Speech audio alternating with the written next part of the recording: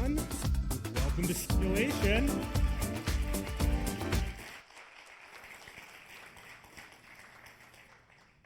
It's good to see all you beautiful people tonight. Thanks for coming out. How many of you guys have been to a Simulation event before? Round of applause maybe for those who have been. All right. Those who have not yet? Okay, all right, good. Okay, cool. So Simulation is a daily show and live event series that features some of the greatest scientists, entrepreneurs, and educators of our time. We aim to fill football stadiums with thinkers and doers and intellectuals. We're going to and see if 22 guys in football pads can do it. Why can't the curious intellectuals do it, right? All right, let's get it. Let's do it. Let's get that goal. All right. I would love to just be like, our next guest needs. So eventually, Jason Silva is an amazing man. Super grateful to have him join us today. He's a host of Brain Games. He is the host of Shots of Awe. You guys love his videos, yeah? Filmmaker, storyteller, the man of the hour. Let's bring out Jason Silva. Hey, guys. Thank you. Wow. What's up, guys?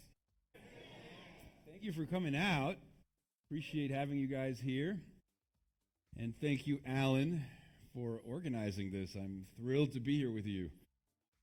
It's such a blessing to have this opportunity to share conversation with you in front of this amazing audience of beautiful people. Dude, I'm honored. I know you had Jordan Peterson and Michael Pollan recently, so I was just excited to try to follow in the footsteps of those giants for your series. So thanks for having me. I think that you do. You follow really well in those footsteps. And okay, life is all about you and not at all about you. We have this question that's come up. You made this amazing video called Existential Bummer. Yeah. Yes. Have you guys seen that video? Yeah. Existential Bummer. You know, it's funny. When I first started doing Shots of Awe, most of the videos that I used to make were about technology and futurism. I had read Ray Kurzweil's book, The Singularity is Near, When Humans Transcend Biology, and the sci-fi geek in me just got basically an intellectual hard-on. And what I mean by that was that here was this grand narrative whereby we would use our creativity and our technology to overcome our limitations and become as gods, right? And that's what all of my videos in the beginning were about. And this made me very popular in the TED conference circles, and people that were into innovation and technology and transhumanism started to eat up my content, which was beautiful.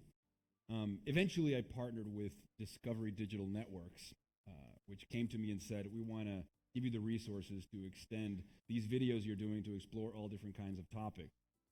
And from there came the opportunity to, I guess, explore different topics. And I think it was our first or our second shoot. We were in Amsterdam, and I did a video called Existential Bummer, which I think fundamentally is, to be honest, the worm at the core, the faint disquiet that haunts our dreams. And Existential Bummer was inspired by the work of Ernest Becker. Ernest Becker wrote a Pulitzer Prize-winning book called The Denial of Death in 1974. And this book was a distillation of the human condition as he saw it. He was a psychologist. And it kind of built on the Freudian idea that our neurosis and our anxiety stems from us being like sexually repressed. And Ernest Becker's idea was that no, our anxiety and our existential conundrum is not only that we're sexually repressed, but it's that we're repressing the most fundamental horror of all, which is that we are mortal beings. Mortal beings who dream of immortality. I remember this professor called Sheldon Solomon, who was featured in a documentary called Flight from Death, that put it quite succinctly. He said, the explicit awareness that you're a breathing piece of defecating meat, destined to die and ultimately no more significant than a lizard or a potato, is not especially uplifting. This was the worm at the core. It's like, no matter what our aspirations, no matter what our dreams, no matter how intense our love affairs, how high is our ecstasies, like everything was sort of tinged by this anxiety about ephemerality, about transience. And so Existential Bummer was an exploration of that tension, of that disjointment, right? It was like, well, here are these cosmic beings that can dream about the infinite, right? That can ponder the infinite, yet we're housed in heart-pumping, breath-gasping, decaying bodies. I mean, it's like, holy shit, that's where Existential Bummer came from for me. And it's a very personal video, and I think it resonated with a lot of people because I think it maybe it gave voice to something that we all have felt but hadn't quite articulated. It's like when it's, you turn 20 years old or 25 years old, it's your birthday, you're supposed to be celebrating, but you start to get like this kind of sadness about the fact that it's another birthday and another trip around the sun and, or that feeling you get when you stare at old photographs, right? Those sepia-toned photographs, the aging photographs. It's what makes filters on Instagram so poignant. To make something vintage, to age it, increases its poignancy because it reminds you that the moment is past, that it was a transitory enchanted moment that is no more. And this, like, for me, it's just like it's a gnawing anxiety. And I think that whether we're aware of it or not, I think it's the worm at the core for a lot of our mental distress. And I think Existential Bummer gave voice to that. Yeah. And there's Sorry, I go off on these tirades. you do so well at it. You speak with such passion and articulation that you observe the world and then you form it so beautifully and eloquently. Thanks, bro. And we all think that way, about you. So, okay, so you see this impermanence, but you also want to be creative and leave behind something that is very impactful. Mm-hmm. Is that Shots of Awe? Yeah, very much so. So when I discovered the Ernest Becker book, it kind of gave voice to the sensation I was feeling. And a little pop culture reference about that book, Woody Allen in the movie Annie Hall. It's a book that he buys for her in the bookstore, The Denial of Death, and he's like, this is the book that will explain why I'm so neurotic and terrified that the universe is meaningless and so on and so forth. I believe in that same documentary that I mentioned where Sheldon Solomon speaks, the opening line is this idea that we have emerged from nothing. We have a name. We have consciousness of self. We have deep inner feeling. We have this excruciating inner yearning for life and self-expression. And yet with all this, yet to die, right? Human beings are in quite the predicament. We have the mental capacity to ponder the infinite, yet we're housed in heart-pumping, breath-gasping, decaying bodies. So we're gods and worms. Mm-hmm. And so essentially, he establishes the human condition, and then he maps the ways in which we have dealt with the fire in the belly. And there's 3 historical ways that we have placated death and put it out of our minds. The first one, of course, is religion, right? But love could have happened before religion, right? So religion was the first antidote to the mortal coil. If you served God, you would go to heaven. You would experience salvation. You follow these rules, and you will live forever in the kingdom of God. I mean, it works, And the problem, of course, is that religion then gets corrupted by humans, and we use religion to justify horrific acts against one another, and it's my religion against your religion, and these are like immortality projects, and we fight to the death for our immortality projects. And of course, with the scientific revolution and increasingly secular outlooks, religion might be a pleasant ritual, and certainly Gothic cathedrals and temples and synagogues can be beautiful architectural masterpieces that are homages to the transcendent, but for those of us that don't or aren't convinced that following the scripture will make us live forever, we need something else to absolve us of our terror. And so the second way in which we placate mortality is with the romantic solution to the problem of death. And the romantic solution to the problem of death, of course, you guys are well familiar with. I mean, that's like Western civilization and Shakespeare. She's like the wind, she's my salvation, she is the sun. It's Romeo and Juliet. It's the deification of the other. It's to find somebody that you can worship, that you can elevate to godhood, and that by rubbing up against this sacred being, you will yourself be saved as well. And that gets reinforced by the movies and by the pop songs and by the poetry. And it's beautiful to turn a human being into a god or a goddess. I mean, in many ways, we are gods and goddesses. We just happen to be gods and goddesses that die. But we are gods and goddesses nonetheless. And so I think that, again, the romantic solution to the problem of death solves that problem temporarily, because, you know, it's like that Jewish mystic Martin Buber talks about I-thou relationships. Yeah. It's like when you truly encounter another being, right? You truly see another person as a cosmic being, and you elevate them to this position of godhood, you temporarily enter an altered state of consciousness in which time doesn't exist. I mean, to be in love is to be outside of time. And we can even achieve that with someone we don't know by just looking at their eyes and staying silent for 15, 30 seconds. Potentially, yes. We glimpse the infinite in the eyes of another, no doubt. And a guy called Alan Harrington, in his book The Immortalist, says that during these moments, if you think of life as like this people mover, like those airport people movers, and you know that we're all patiently doing our thing and living our dramas, but the people mover keeps going like towards the ravine that is the end, that is the death, that is the negation of all there is. He says that when we're in love, the altered state of consciousness that is occasioned by romantic rapture and rhapsody takes us out of the people mover. Mm-hmm. So now we get to commingle with one another as gods outside of time.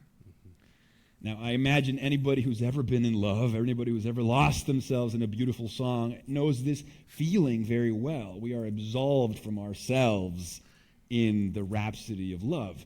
The problem is it's a transitory experience. It occurs outside of time, but it's still bounded by time on both ends. I know that sounds like a contradiction, but that's what seems to happen. It's like, well, I was outside of time for 3 months with this person, and now... Yeah, that's what it's like. And then what happens, he says, is that no relationship can bear the burden of godhood, because the pressure of wanting to be saved by a finite being puts a lot of pressure. Our gods and goddesses eventually reveal their clay feet, right? And that is such a moment of despair and or disappointment. And it's fucked up because it comes with all kinds of guilt as well. Like, how could you be disappointed in the one that you love because they couldn't be who you needed them to be? It's like that Radiohead lyric that says, I wish I could be who you wanted, you know? Because it's a lot of pressure. And the honeymoon phase ends. The honeymoon phase ends, and biochemically we can't sustain these states as long as we want them to. And so finally he says that the third solution to the problem of death is the creative solution. And the creative solution to the problem of death might be called the human enterprise.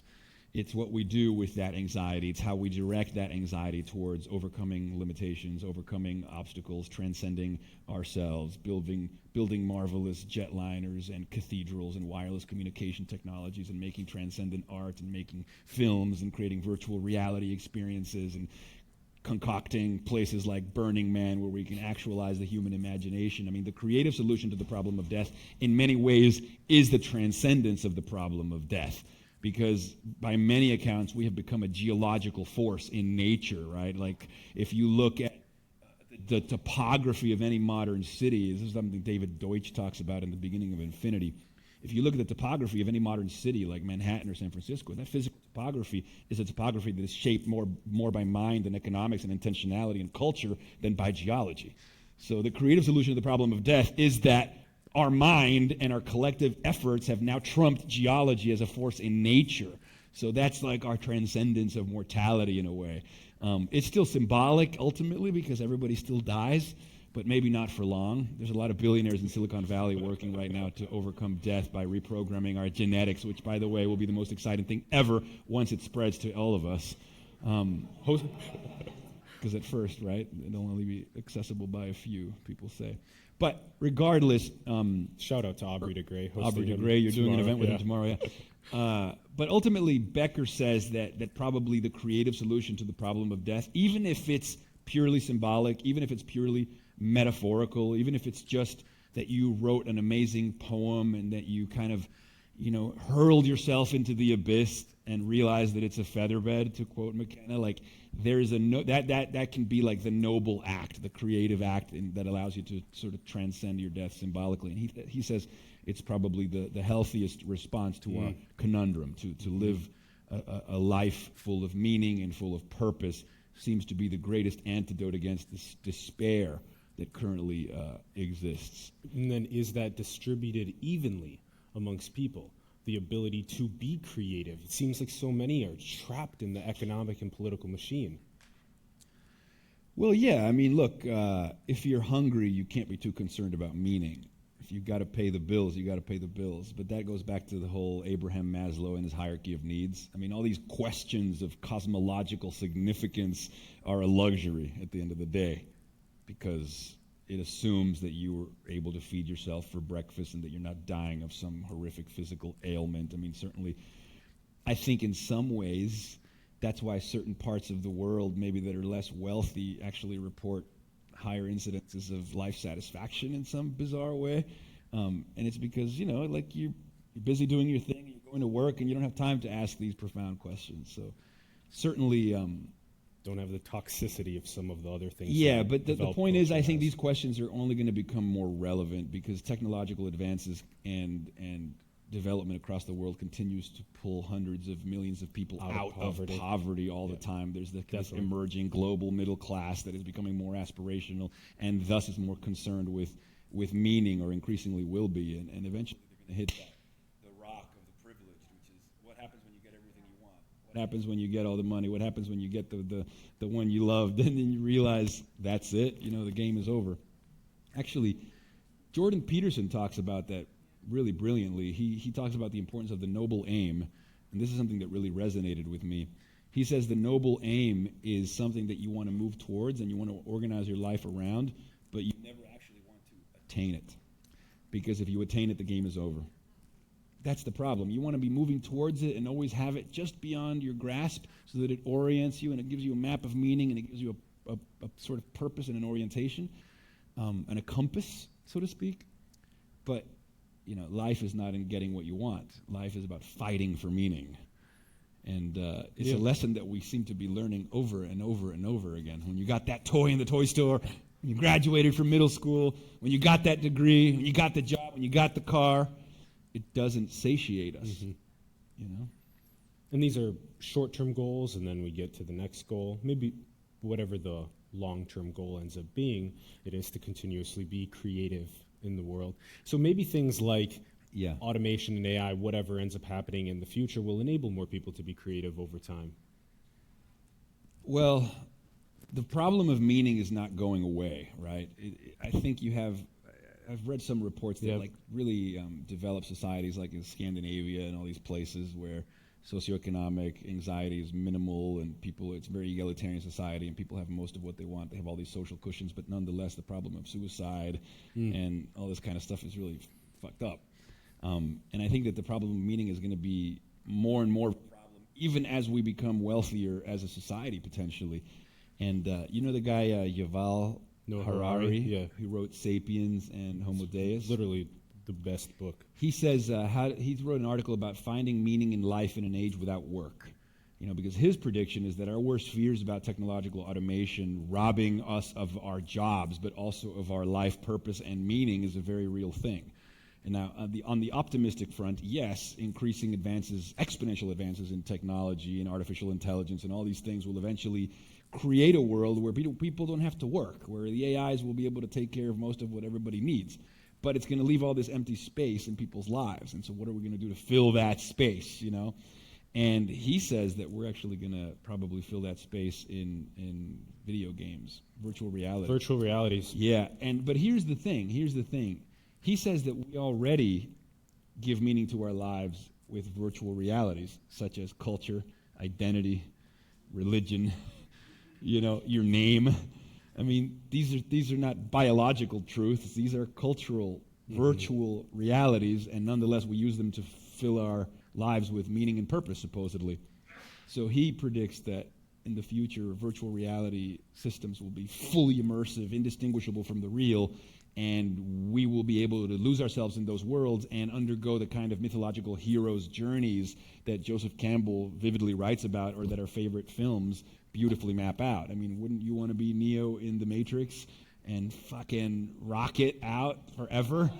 Like, I mean, I think that... You're in an 80-year one right now. I'm in a what? You're in an 80-year virtual reality experiment right now.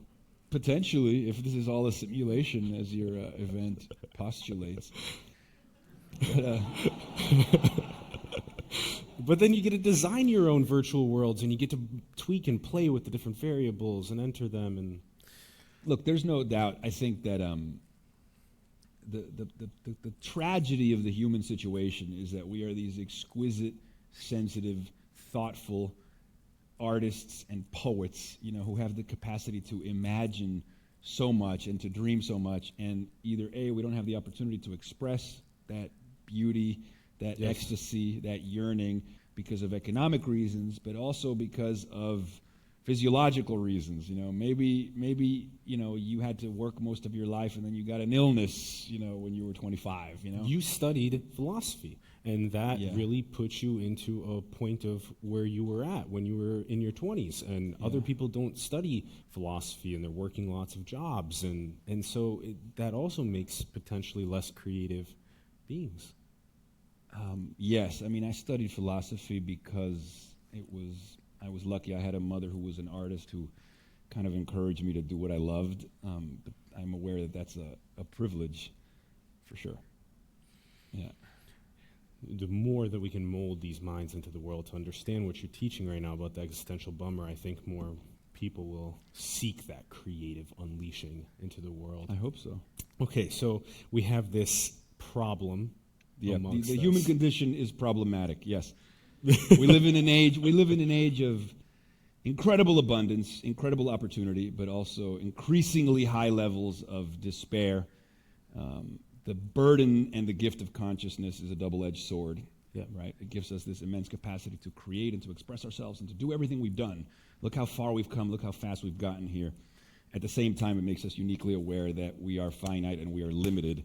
And I believe that the crisis of our age is a crisis of meaning, and I think that is the source of the high rates of despair and anxiety and depression and the high levels of medication. And we need an antidote to the human conundrum, I would say, and that looking for that antidote is what fuels my videos. That's why I do what I do. My videos are like sort of these verbal explorations of me trying to work through, my own, to sort of my preoccupation with making sense of things and finding a way forward. So that's the inspiration behind my work. Existential bummer, I guess, is the genesis of everything else. Everything else is in response to the existential bummer. And it's an amazing way to unleash that creative potential through. So we say this is a crisis of meaning. It's a problem, and you're providing an antidote through shots of awe. What other antidotes do we have? How else can we explain this problem to make it more relatable to people about how to find the antidotes? Yeah, so,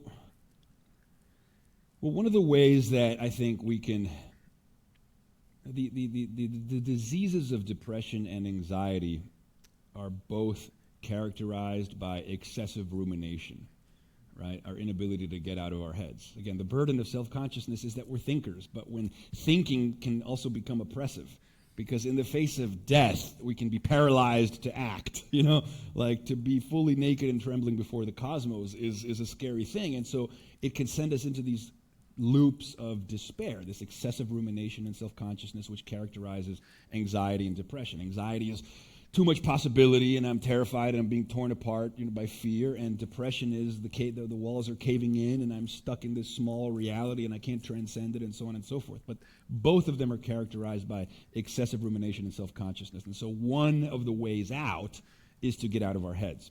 And this is where, for me, I discovered the power of flow states. So, for those of you who are not familiar with flow, there's a book written by a guy called Csikszentmihalyi called Beyond Boredom and Anxiety.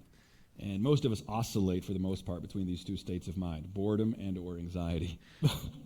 And beyond these two, though, is a state of consciousness that many of us are familiar with, even though it tends to be fleeting and finite, but it's a state of consciousness that typically fills us with incredible joy and rhapsody, and this is a state of flow, also known as the runner's high, also known as, being in the pocket, if you're a jazz musician, being in the zone, if you're an athlete.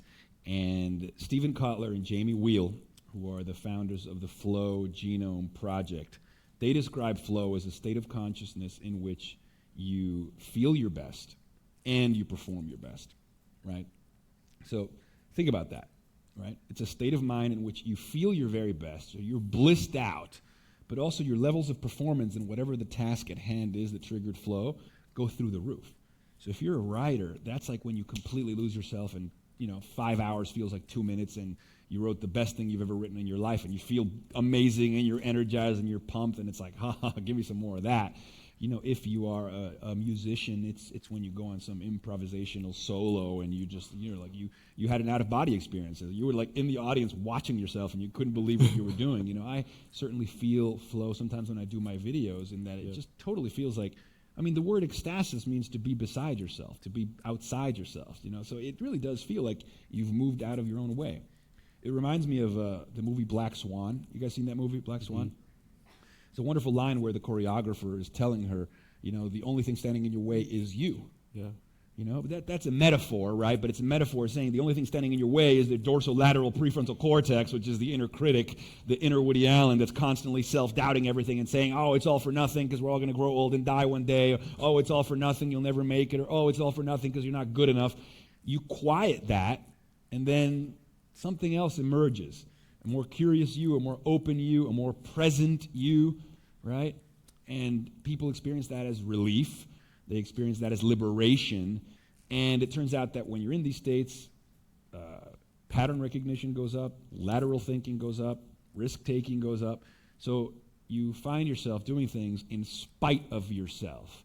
And that's where all the good shit happens, right? Everything great begins at the edge of our comfort zone. Everything you want is on the other side of fear. These bumper stickers are there for a reason. And so, I came across, I had my own experiences of tapping into flow. It started probably in high school, where I consider myself very much an introvert, and I'm kind of, in certain situations I can be very shy, other situations I can be quite outgoing. But I stumbled upon certain triggers that would put me into this zone. And my thing has always been making videos. I used to make like short films with my brother when we were kids, and always making videos. I was obsessed with videos my whole life. And what I found was that when I entered what I came to know eventually as a flow state, it felt to me basically as I would describe it as just a poetic reverie, where I just like loosened up, and so it's like the loosening, the cognitive loosening, the mind loosening, basically shut down the part of the brain that was like second guessing. That was like, nah, I don't dance at parties, no way. There's this stiff, holding back part was pushed aside, and something else emerged. And it doesn't matter what triggers flow. Sometimes flow can be triggered from the adrenaline of being on stage. Sometimes flow can be triggered from the excitement of something that just beckons. Sometimes flow can be triggered from breathing exercises. Jazz musicians and freestyle rappers love using cannabis. Like we're in California. Whatever floats your boat, truly, but as long as it gets you there. And what I didn't know that it was called flow at the time, but what I did realize is that there was something ecstatic about feeling in that state of mind, because it provided such a relief from the incessant chatter that clearly I have to deal with. And so there was a feeling of grace and gratitude when I found relief from my rumination and my existential despair. And so then I decided that has to be what I build my life around. And eventually, through research and a lot of reading, I came to learn all about flow and the neurobiology of flow and the advances that are happening in the psychology, technology, neurobiology, and pharmacology of ecstatic flow states. There's an acronym to describe flow called STIR.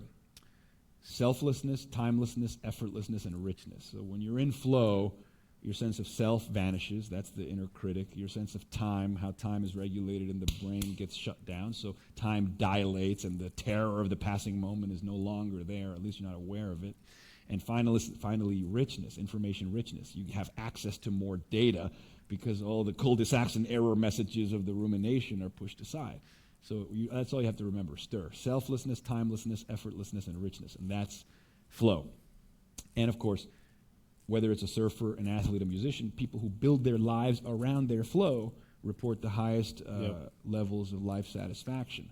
So there's something to that, right? So it's like, if we start with the human condition and the existential bummer, and then we figure out, okay, how can we address this problem? Because, we're here, and we might as well do something with our lives. And so for me, it very quickly became, okay, these experiences of flow. And the art that came from the flow. Yep. Because on the other side, flow is, for me, every time I have flow, it's almost like a mystical experience. It's an experience of the divine, of the transcendent. I call it the aesthetic orgasm, Yeah. and then all the content that comes through is usually in response to an experience of such rapture that it demands a response, So if people are looking to be more creative in their life, I would say the question is not how to be more creative. The question is how to find so much ecstasy in whatever it is that gives you flow, and then in the afterglow, when you come down from that experience, you have so much creative output to share with the world that you won't know what to do with it, So there's a relationship between mood regulation and creativity, and so I say, flow has to do with mood regulation, has to do with like tapping into that ecstasy of the present moment, and then seeing what happens when you come out of that. Lots of creativity for me. So definitely flow, I would say, has been for me one of the antidotes to the human conundrum. Yes. Flow being the antidote to the human conundrum, and then us being able to achieve it in whatever way we find. Well, we're clever beings, right? And we can start figuring out like what works. Like what works for each of us individually. What works for our children that we birth into the world. We give them a lot of different options, and they figure themselves out. For sure. I mean, if our educational systems were built around what gives flow to our students, I'm sure that learning would accelerate tremendously. What gives flow to our students? Ken Robinson talks about that. Yeah. Yeah. Well, I went to a Montessori school for elementary school, and those schools tend to build a curriculum around the kids' predisposition and interests. What do you think about unschooling? Homeschooling? Unschooling. I don't know enough about it. Unschooling away from the K through 12 system. A kid having just a computer when they're young, teach themselves language, teach themselves math or science or history or art or creativity, whatever they want to explore and teach themselves. Without any guidance? With maybe some sort of mentorship or guidance as well. Sounds interesting, but what about the social part? And then the social part as well is very important too. Some kids also don't have an interest as much in the social part, and they want to just make information. Fair enough. Yeah, I mean, if we had the resources to build a curriculum per kid, a unique educational profile per student, that would be awesome for sure. I'd support that. Aren't they doing something really interesting in Finland? Have you heard of this? What is it? In Finland, the educational system now, I read, is being built not around subjects, but around problems to be solved. And problems become these projects, require knowledge in several different subjects to solve the problem. And so the students end up learning, about math or about science or about environmental studies, whatever, to solve the problem. Multidisciplinary project-based, learning. but from like elementary school. That's great. And they're not showing the sort of the highest levels of success in their educational system. Yeah. They're very sophisticated, which is great. Very excited. Very exciting future of education, and also very exciting antidote that you're discovering about finding meaning and flow states, and also sharing that with other people. Oh, you needed water. I should have noticed. Okay, so in addressing this, you found flow states with yourself. You found sharing flow states and sharing how other people can get into flow states. I think a lot of us have an inner critic within us that is constantly combating with us. Don't do it. It's meaningless, etc. And I think a lot of us are finding that over time to be this path of flow and it feels great at times. It feels. How do you handle the times of, you don't have someone in your life right now that you love, right? I'm not in a relationship, no. You love your mother, and yeah, and but you're not in a relationship. So you've chosen to not be in a relationship right now. That love isn't the map right now for you, but these shots. Oh of no, ours no, are. I'm definitely a romantic, and I dive head first into it, knowing perfectly well it's gonna smash my head or my heart at the end. 3 months, 3 years, one of those. No. Look. So, existential bummer, and then flow is one of the antidotes. Romantic love is an indulgence that you have to have. You have to I treat at this point romantic love more like an aesthetic indulgence. In other words, like I like the idea of somebody saving me, but it doesn't matter how many times I'm disappointed in learning the same lesson that you can't rely on another person to be your everything. There's still something beautiful in the attempt. Like our tragic, don't you think? Like there's something like agonizingly beautiful about our efforts. Did you guys ever see Vanilla Sky, the film Vanilla Sky? I love that movie. A lot of people didn't like it. It was a misunderstood film. But the whole premise of that film, if you guys remember the ending, is that this character met this girl. Tom Cruise meets Penelope Cruz only once in the film. He really only met her like one night. And then the rest of the film, we find out at the end, was a virtual reality construct created for him after he kills himself, and he gets put into this nitrogen freezing thing. What do they call it? Cryogenics. And it's an advanced cryogenic facility that feeds you like a lucid dream while you sleep until technology advances to bring you back to life. And in his lucid dream, he constructed an entire storyline and a whole love affair where he ends up with this person, right? And the character tells him at the end when he's finding out what happened, he's like, you barely knew her in your real life, but in your lucid dream, she was your savior. Right? You sculpted your lucid dream out of the iconography of your youth. A movie you watched late at night that showed you what love could be like. And that spoke to me so vividly because it just shows you how much like these formative experiences that we have as children, right, or even as teens, music, album covers, movies, they create these archetypes in our minds, archetypes of love, archetypes of transcendence, archetypes of achievement. And then we spend our entire lives trying to attain that fantasy and that wish fulfillment. And so even if it's even if we fail, I think it's the romantic part is in the attempt, Even what you just said right there, putting flow before love, is a very to find meaning. Is that in itself is a very controversial, I think, statement. The problem is not loving somebody. The problem is the kind of love that you think will save you from mortality. Like that the love that will save you the way you hope that God will save you. Like the problem is the desire for salvation, but that's also the most kind of beautiful thing about us, I think. Like we will not go quietly into that good night. We will rage against the dying of the light. Even if we end up dying, we go kicking and screaming. This refusal of an unwillingness to cede, to give up, I think is kind of beautiful.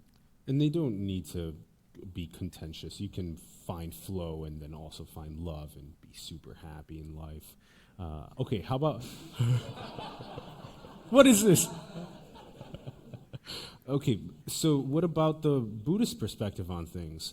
The meditative perspective that I'm impermanent, totally cool. I'm just gonna, enjoy the time that I have, rather than the rage against it. Doesn't work. No. Look, I think the philosophy of non-attachment. Look, I'm not an expert on Buddhism. My limited understanding, though, has to do with not holding on to things.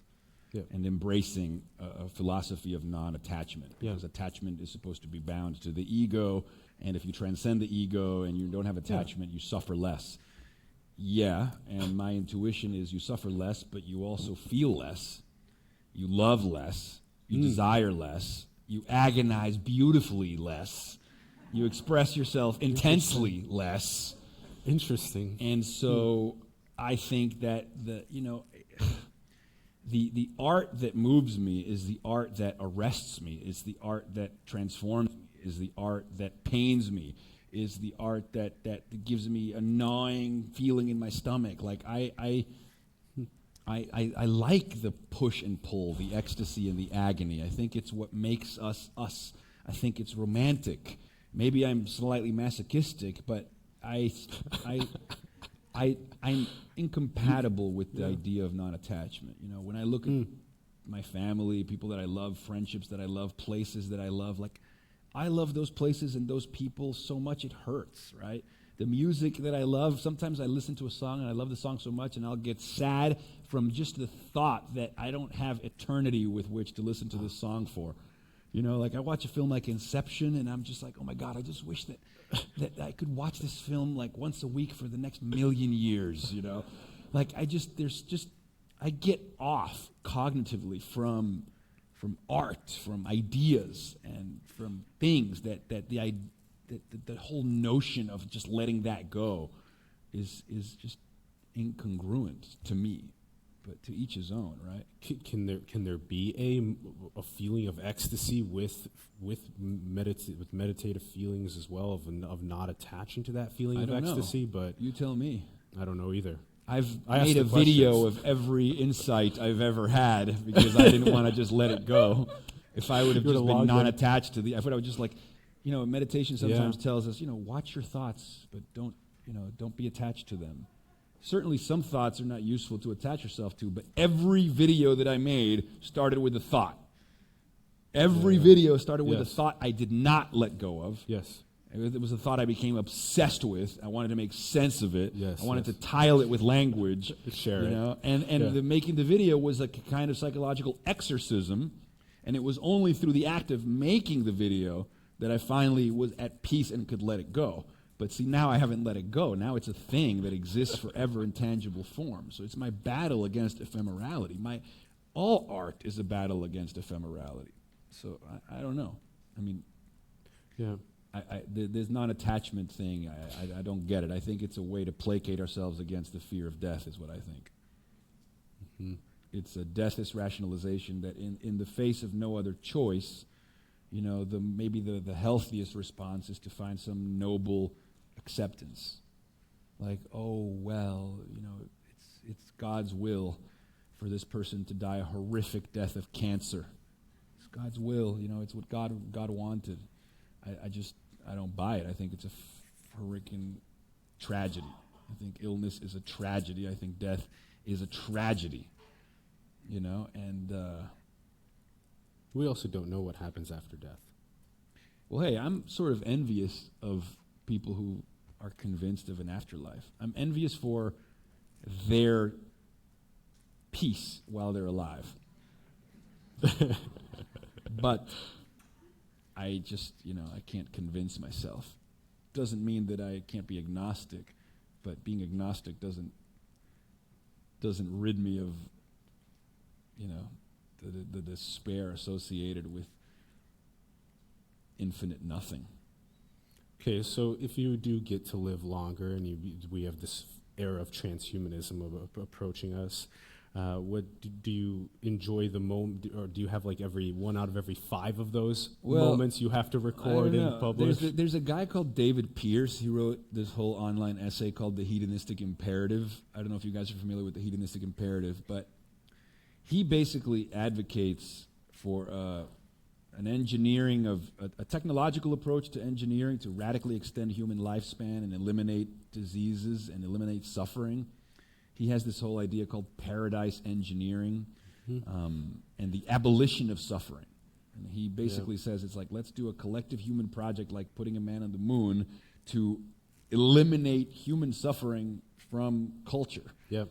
But not just you know, the physical suffering of people, but like the suffering caused by disease, the suffering caused by aging, the suffering caused by mental illness.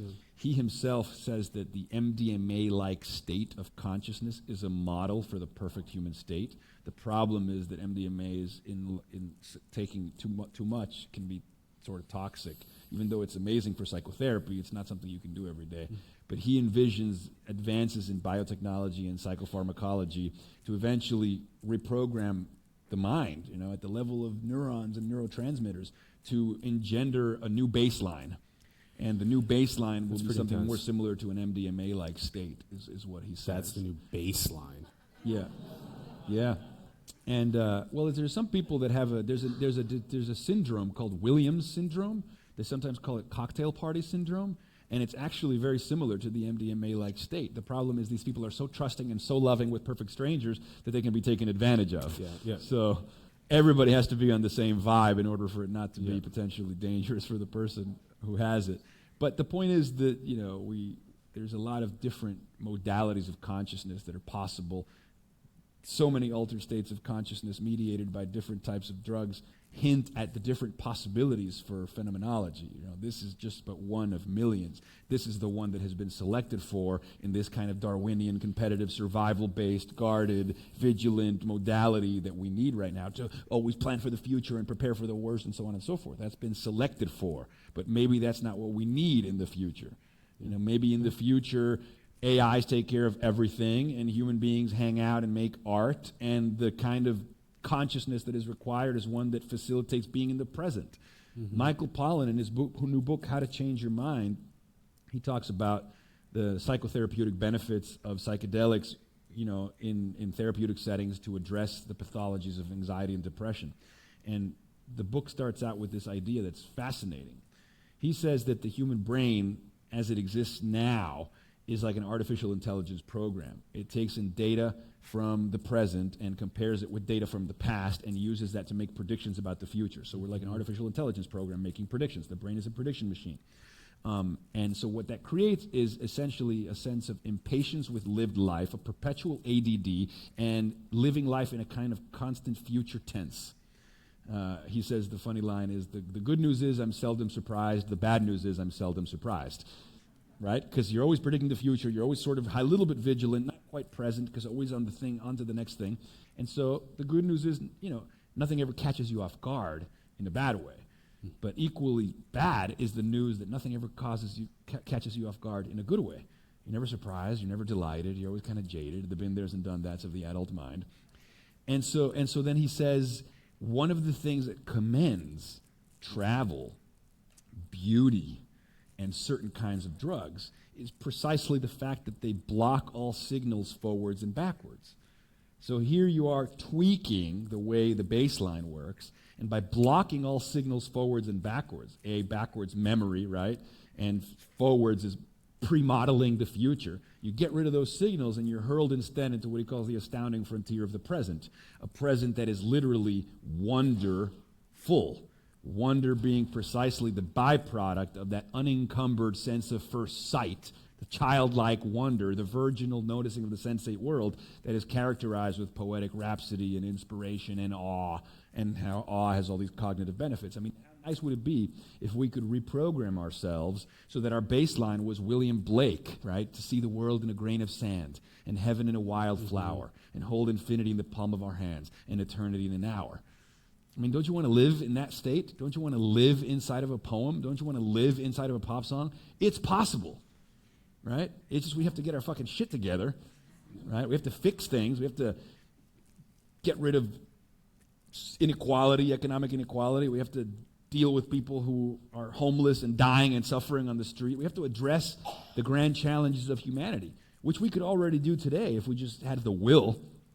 And then eventually, the technologies to do these things are advancing exponentially. Exponential, right? There are weeks, there are decades where nothing happens, and there are weeks when decades happen. Exponential is weeks when decades happen. So the progress that we are already seeing is astounding, and directed towards the right things, we could address the grand challenges of humanity, and then we can turn our minds and ourselves into the ultimate engineering project to tweak ourselves into blissful mind-body states where we could essentially be gods in a utopia beyond time. And that sounds to me like a project worth creating, going forth on, right? Like, that's, a boy can dream. We get some of and this is good to ask in Q&A as well. We'll be right there in a couple minutes.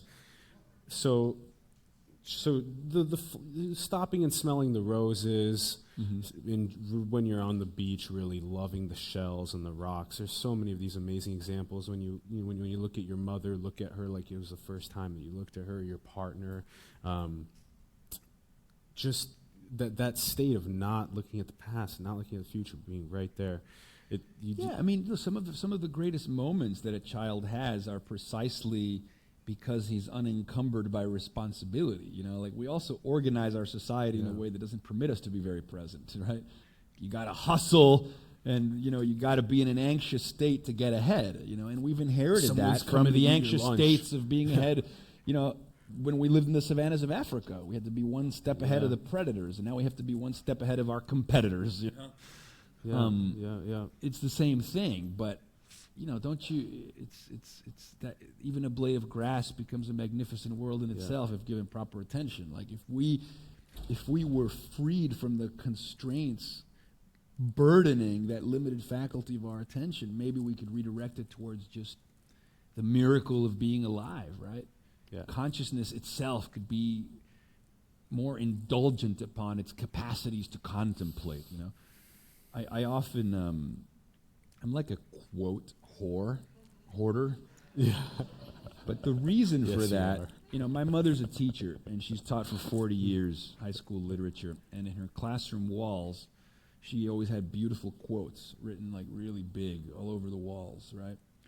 And granted, that's literature, but English class is really the class that teaches you how to be a human being, right? You know, in math class, there's numbers on the walls. In chemistry class, there's chemistry equations on the walls. In English class, you have beautiful quotes that tell you how to be a better person on the wall. Minds are like parachutes. They only function when open. Practice random kindness and senseless acts of beauty. Like, these are the quotes that are on the wall. And so I think I kind of acquired that same impulse to surround myself by the ideas that point the way constantly, right? The wallpaper of my mind is filled with quotes that are like Post-it notes that remind me about the states of subjective well-being that I want to live inside of. Yeah. So wonder and awe are huge ones for me. And so I collect a lot of quotes about that. And obviously there's a lot of cognitive benefits of being in a state of awe and wonder. There's a line, there's an essay that I read once called The Death of Awe in the Age of Awesome. And Henry Wisemeyer wrote it. You guys should look up the piece. It's great. But he talks about how, or F. Scott Fitzgerald writing about wonder, he says that wonder is a transitory enchanted moment in which man must have held his breath, compelled into an aesthetic contemplation he neither understood nor desired, face to face with something commensurate to his capacity for wonder. I mean, think about that. When was the last time you were face to face with something commensurate to your capacity for wonder? When was the last time that you completely eclipsed the been there's and done that's of the adult mind? That you were freed from the tedium of the daily and thrust into the numinous? Like, when was the last time you had a religious experience as a secular person? And what I mean by that was an experience that carried you outside yourself, an exhilarating neurostorm of such intellectual pleasure, of such cognitive ecstasy, that you basically had a mindgasm, right? An aesthetic orgasm. And that's healing. You know, these experiences make us whole, and these experiences make us holy. What was the Stanford study on benefits of awe? So yeah, this is one of those examples of like science validating something we know intuitively. Stanford and Berkeley and other places did these studies on the subject of awe. And if you've seen my videos, you know that this is something I cite repeatedly.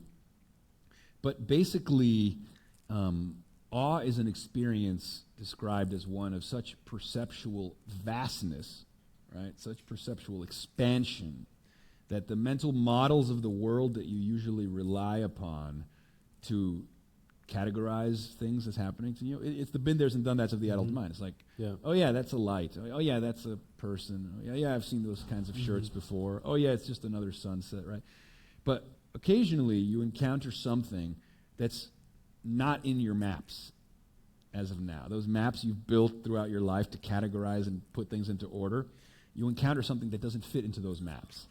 And it can be something that's genuinely outside those maps, or you can be in an altered state of consciousness that makes you see something that was already in the maps, but you're seeing it from a vastly different vantage point. Either or. Yep. But the point is that during those experiences, you have to now accommodate yourself, enter into a new relationship with this thing. And in that act, right, he calls it the dialectical pattern of reconcilable estrangement. This is David Lenson. Google it. But it's creating, the experience offers a distance between this thing and you, and then your new relationship with it closes that distance. And that act we experience subjectively as awe. This particular rhapsody, this awe-inspiring, paralyzing, opiated adjacency where you're cracked open and the light gets in, like Leonard Cohen says, right? Like these moments of awe, I mean, they're awesome, right? Duh. But they're not just pleasurable in that moment, but like I said before, they heal us, because after the fact, the studies found, people report increased feelings of well-being, increased feelings of compassion, increased feelings of creativity, those three. Oh, and the experience acts as an anti-inflammatory. So it has all these markers in your body that essentially it's good for you. So awe will bring us closer together as civilization. Well, awe is everything, bro. Like the people these studies about awe were in Berkeley and Stanford, but then the studies that are coming out now, treating people with PTSD, anxiety, and depression with psychedelics, the stuff from Johns Hopkins University and the Imperial College of London that Michael Pollan wrote about in his new book. These studies say that the healing takes place only when people experience a mystical experience while under these molecules. And if you look at the hallmarks, if you fill the questionnaire, the William James questionnaire of a mystical experience, all of the attributes mimic or mirror the experience of awe that I was just talking about before. A feeling of the sacred, a feeling of communion with the cosmos, a feelings of infinite connection with other human beings, a feeling of well-being, a feeling of noetic truth, of ultimate reality being revealed, right? So mystical experiences mediated by psychedelics, treating people who are sick from depression and anxiety with treatment resistance, right? The more mystical the experience, the more they report the healing weeks and months afterwards. Same with people who experience awe. That doesn't necessarily have to be mediated by psychedelics. It can be the birth of a child. It can be seeing the Grand Canyon for the first time. It can be making love to somebody new. It can be traveling. Yep. But the whole point is that we need to pay more attention to what happens to us that is so healing during these moments that are so, economically non-useful. Yeah.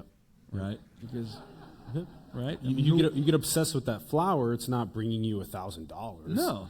Yeah. That's what's so interesting. So it's like we're so obsessed with productivity now, and we encourage the use of substances that promote productivity, like caffeine and Ritalin and but I think we're going to have to start paying more attention to these other domains of mind, the ecstatic domains. And I'm not the only person saying this by any means. I mean, this is what Michael Pollan talked about in his book. This is what the book Stealing Fire that Jamie Wheel and Stephen Kotler wrote that was also a bestseller. We need to pay more attention to the ecstatic. And increasingly, as we give up our jobs to automation in the future, which is happening, we're going to have to find more creative and hopefully more joyous ways to fill our time. Is it better to find the ecstatic in things that are not necessarily mundane? So rather than finding ecstatic moments in the mundane, can we craft things that are not yet discovered by humans and that be our ecstasy? Is there one that's better than the other?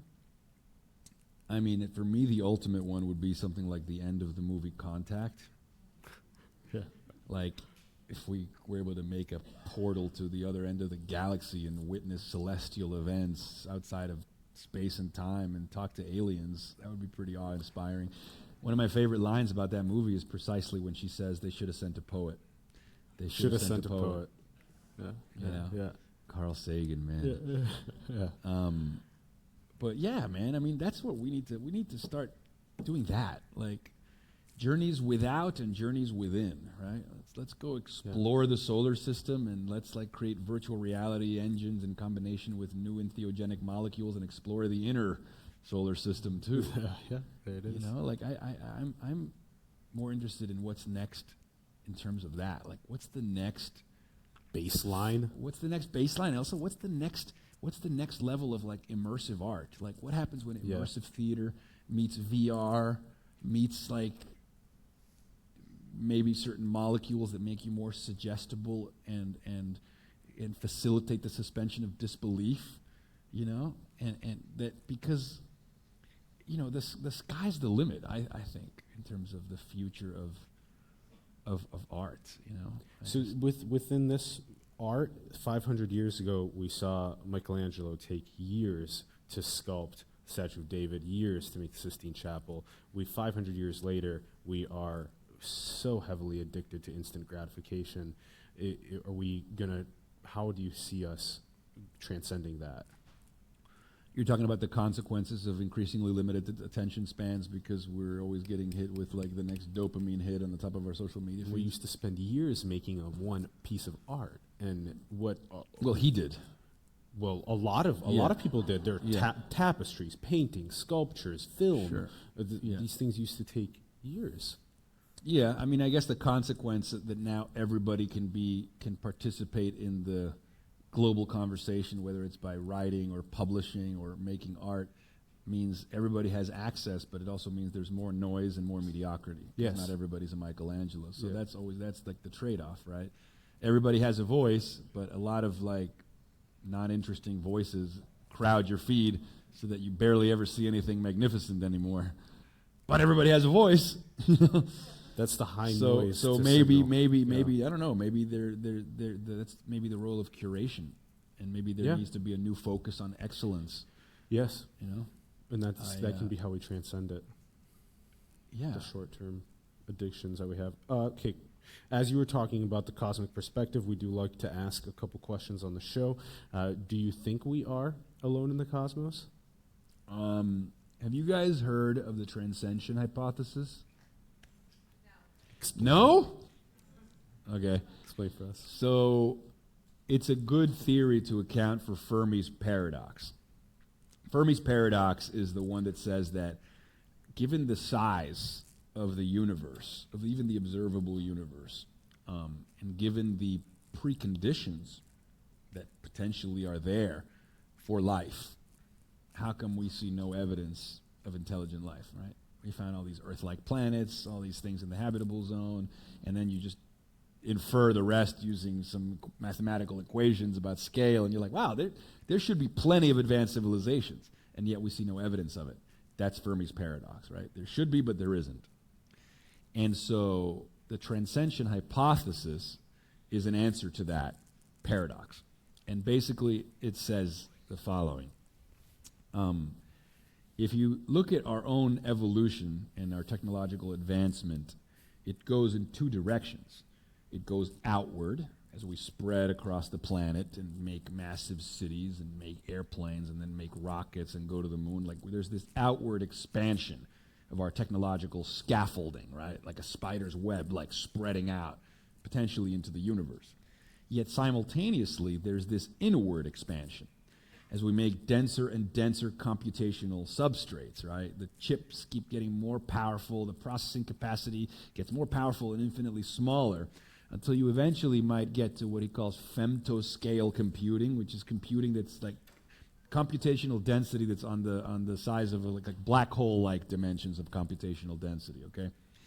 And the idea being is, so we have this outward expansion, but then we have this much faster exponential inward expansion. And no doubt, eventually, maybe a couple hundred years, whatever, we're going to live in virtual realities because that's just what's going to happen. Synthetic artificial intelligences that can think and essentially have personhood will live inside of these virtual realms, inside of femtoscale density computational substrates. So we're going to basically open up a virtual universe that's operating in dimensions that are smaller than and more dense than a black hole. So we will disappear out of space and time, out of the visible universe through these femtoscale dimensions. And so transcension is basically that. We disappear into an outside of space and time, and that's when we find all the other advanced civilizations. So they went in instead of out. That's transcension. That's a real thing coined by a guy called John Smart. You can Google it. And I made a video about it.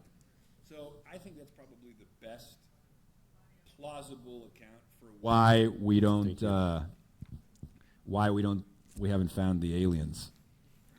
I certainly don't believe any of the reports of flying saucers or anything like that. Those sound more like psychedelic delusions. That's a really good one, though. Transcension hypothesis? Yeah. That's a really interesting one. Yeah, it's fascinating. Okay, and then do you think we're already in a simulation? I'm going to read a passage to answer that. Only because I don't have what I think is a good answer on the simulation hypothesis, like whether we're in a simulation right now. Like I think it can be argued either way.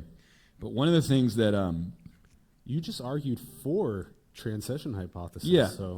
But listen to this. So Kevin Kelly talks about, he started Wired magazine, and he talks about a series of discontinuities that have changed how we see ourselves in the cosmos. The first one was when we thought we were the center of the universe, and then we realized we're just a little speck of dust in the sunbeam. And then another discontinuity has been the one that we think that we're like somehow special and the other animals are not, like we're gods and they're not. And then we realized evolution, no, we're the same, we're on a continuity. So the discontinuity was eliminated again. The third one that we're going through now is that we think ourselves as different from the man-made or the human-made. So there's the natural, the organic, and the human-made is somehow unnatural. Mm-hmm. But increasingly we realize that we're just smack in the middle between the born and the made, and that's another continuum. And the technium, which is the Kevin Kelly phrase for the organism that we call technology, he calls the seventh kingdom of life. So technology is, we realize, is just continuous with biological evolution. Mm-hmm. But then the last exceptionalism, and it goes into this idea of whether we're in a simulation or not, the fifth discontinuity is the special status that we give to the physical. We feel the universe to be a place full of physical material that pushes back and presses against us. Things have weight, size, and duration. That's what the universe is in everyday experience, the real stuff that can be measured, felt, and sensed. Our world of matter and energy follows a set of laws to such an exacting degree that we can manipulate it to make rockets and computers. That's pretty solid. Matter's consistent refusal to be bullied outside of its own laws adds to the sense of it being real, right? Real means physical, right? Information, on the other hand, lacks physicality. Mm-hmm. Unlike energy, which we can at least measure with physical instruments, a digital bit is disembodied. It weighs nothing. It takes up no space. We don't have good measures for information. We are not yet sure if the total amount of information in the universe is conserved, nor if it is finite. Yet we have come to see that life, even our own life, is a pattern of intangible information rather than material form. Evolution, that great engine of creation, is a pattern of information. And mind, especially the mind, is a type of information flow.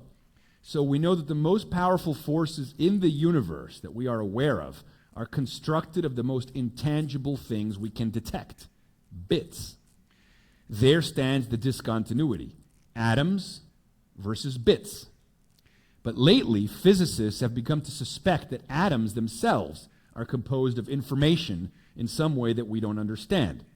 As the legendary physicist John Wheeler puts it, its are bits. The deeper we inspect the interior of subatomic particles and their quirky behavior, the more they can be explained as information flows. Many physicists expect that when we get to the bottom of how matter works, we'll find primarily a structure of information and the absence of anything material. Atoms will be understood as elaborate, dynamic arrangements of intangible signals. Solid-state physicist David Mermin writes, matter acts, but there are no actors behind the actions. The verbs are verbing all by themselves without a need to introduce nouns. Actions act upon other actions. There's no duality between the existence of a thing and its properties. Properties are all there is. Indeed, there are no things. As this discontinuity between the realm of the physical and the realm of the immaterial is erased, scientists have begun to re-envision the laws of physics as complex algorithms of code. Energy also is being restated in terms of information.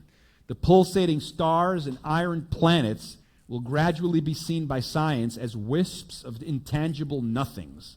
Organisms and technologies, including mega structures like skyscrapers and starships and floating cities, will be defined as structures of computation, equivalent to software.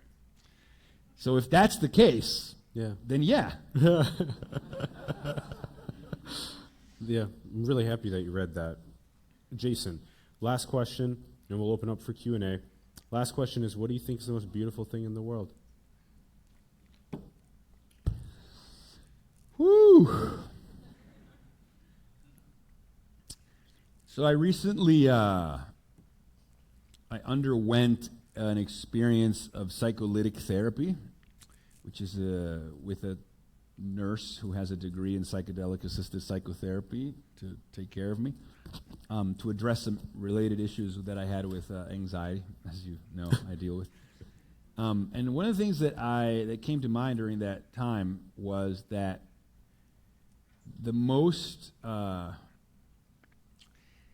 just when something is beautiful, but the sensation that it occasions, right? The feeling of beholding beauty, right, is the most exquisite and important thing in the world. And by the way, that's a big umbrella term. You can include love under beauty. You can include aesthetic experiences under beauty. But I just think that, to me, the most beautiful thing in the world is the cognitive and aesthetic orgasm, which is the moment in which you commune with something magnificent beyond yourself. So it's a moment of revealed truth and ecstasy and merger and communion. And it's when you cry, not from sadness, but from ecstasy, right? Yeah. Why does beauty make us cry? Asked Alain de Botton. And he says it's because what it hints at is the exception. And so there's this cognitive dissonance between what you're seeing and what you know the average to be. And in order to correct that imbalance, you cry. It fixes the discontinuity there. And that's called catharsis. Yeah. I love catharsis. Yeah. You know, but you can have an experience like watching a film, and a film builds up slowly and magnificently, or a melody might do, and it works to. Have you heard Jordan Peterson talk about music and how it speaks meaning to people? It's the one thing that cynical people can't be cynical about, and I feel the same way about good films. You know, they speak meaning, they broadcast meaning. You know, and meaning is like oxygen for us, right? You guys know that line that says, a human being can live for, a week without food, or 3 or 4 days without water, but you can't live for a minute without hope, right? That's why people commit suicide, when they lose hope. Meaning is the antidote to hopelessness. Meaning and signification,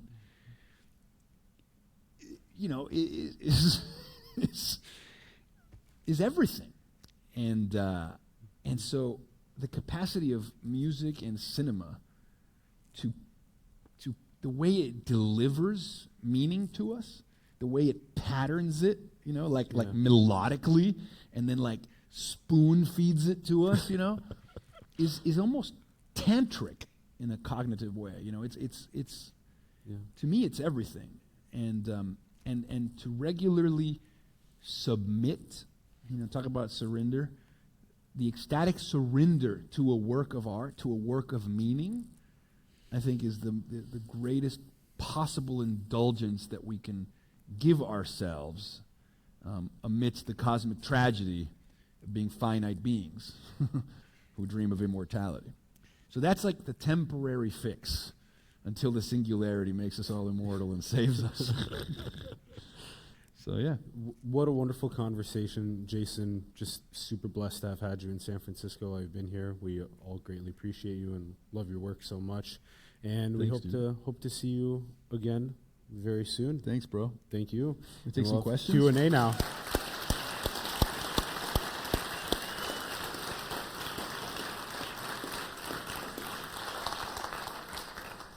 We are ready for your questions. Jason is ready. The mic is right there. If you can get up and go to that mic, that would be fantastic. Did you guys have a good time tonight? Yeah? Good, good. I'm really happy to hear that. All right, first question. Hi, Jason. Thanks for coming out here. It's great to see you speak again. I really wanted to talk about the VR theater idea that you had. The what? The what? VR? VR and theater. The VR and theater. Oh, yeah, cool. Theatrical performances and virtual reality. I was wondering if you could expound upon that. Sure. Have you ever read a book called Hamlet on the Holodeck?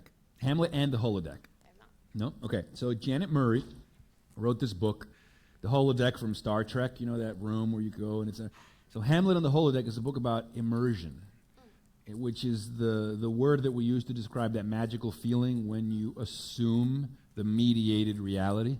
So it's, you know, you go to a theater and you're kind of restless, like when is this going to start? And, you know, and then you're like, you have to pee and, you know, it starts and you're still thinking about work and whatever. And then like, if it's good, right? If the acting is good, if the thing of music is good, if whatever is good, if you didn't eat too much, you're not too full, you know, whatever. All of a sudden, like all that other shit you were worried about is gone. And now you're like fully fucking invested in the narrative. Yeah. Like as far as I'm concerned, that's the holy grail of media, when it immerses you fully. And the better the media, the more satiating and satisfying the immersion. So now it already exists to a certain degree. A good movie is brilliantly immersive. A good play is brilliantly immersive because we can broadcast our mind from the seat into the screen or into the stage. Now what immersive theater, this new genre of theater, is trying to do is get you out of the seat and embodied in the world. So it's the next step. All of a sudden you have agency. You can move around. You can interact with the characters. The characters' actions can change when they interact with you. The most famous example of immersive theater is in New York City, Sleep No More. Oh, okay, yeah. Punch Drunk is the British company that did this. And as far as I'm concerned, like, they cracked it. You know, the virtual reality dream of, like, being in the movie where you can move around, they did with analog theater.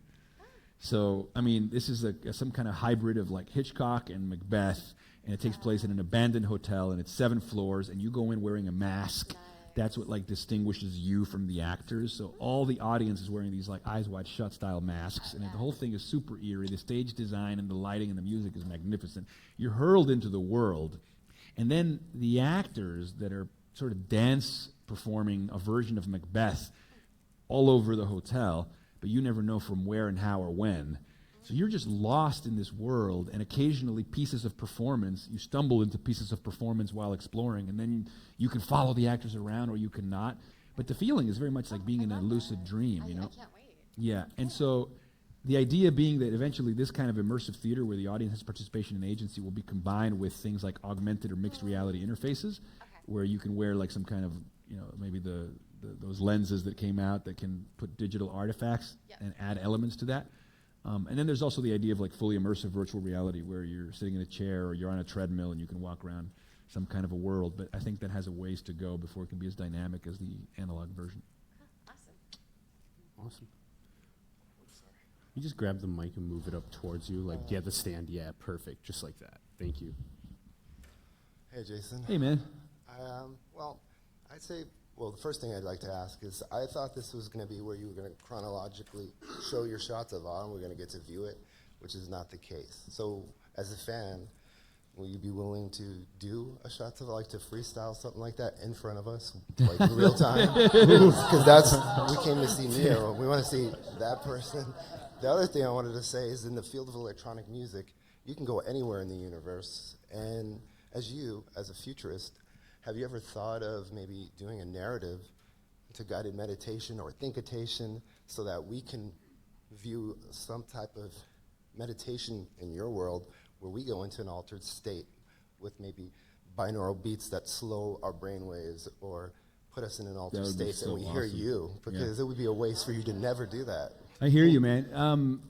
Thanks for your question. Yeah, this was a little bit different because the format here was just fireside chat. I have done these events. Typically, I do like a 25-minute talk in combination with the videos, which is great because it introduces the work to people, and it gives examples of what I'm talking about. We didn't do that this time around, but I mean, hopefully the conversation, because it was unscripted, gave you a sense of that freestyle. I'm your fan. I heard vibe. it all already, but I loved it. To be here with you is just amazing. Great, That's why I man. came. Well, thanks for coming. And as far as like recording something that we could, nobody's ever done that. I mean, a few people have, where they take snippets from either podcast interviews or some of my videos and they mix it with electronic music. There's a couple of DJs that have sent me sets where they use my voice. Super cool. I've never done it deliberately in partnership with somebody, but it would certainly be interesting to do. Yeah, I mean, as far as like in the field of electronic music, I know the best. And if you ever wanted to, or not, you have to collaborate with me. I'd love to, man. You actually writing a narrative and saying, this is what I'm going to do, and we're going to put some music to it. And well, I mean, I have plenty of stuff that is audio without any post-production that I could give you, and you can make That would be something. amazing. Yeah, dude. And then we can send it to everybody that came here, and they'll know that what came out of this. Yeah.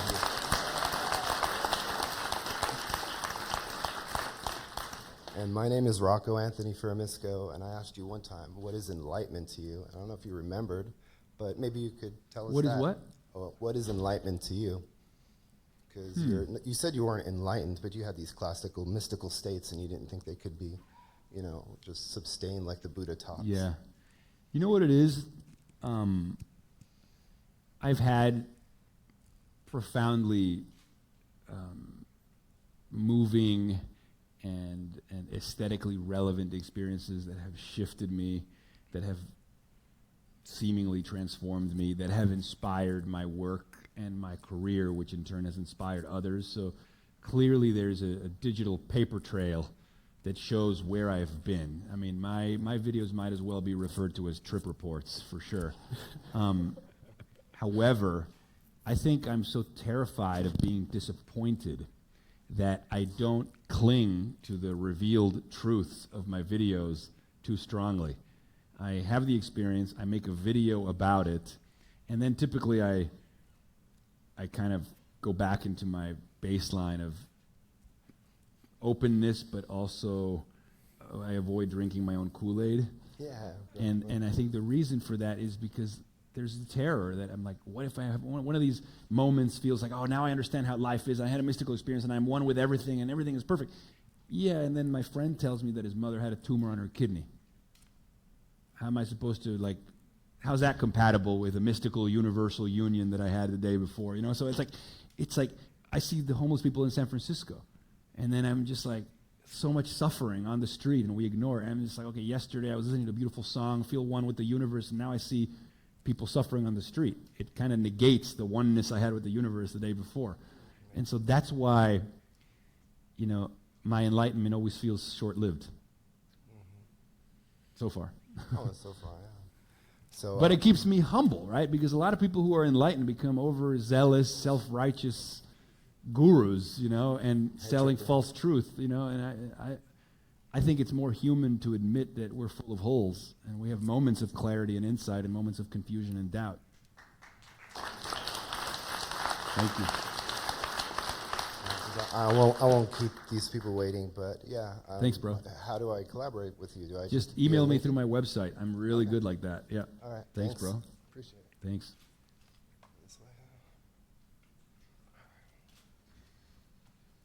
So I love to put myself on the edge, so I forced myself to do something that I usually would, which is come up with a question days before. Awesome. And through those past two questions, it kind of cultivated a new culture within me to ask this one, which is it kind of seems like the narrative through all of these talks and whatnot is solving that kind of existential angst that we're collectively having after we solve this humanistic need and getting into the frontier of existentialism and what comes next. So really, it kind of sounds like this narrative of the singularity and whatnot is going towards just building more of the same bubble almost. So when does it get to where is the point at which, it's kind of like almost the way that I see it is building upon building the mind. But what's beyond that? Are we just going to become slaves to the mind of building connections upon connections until we become the universe? Or is there something more? I'm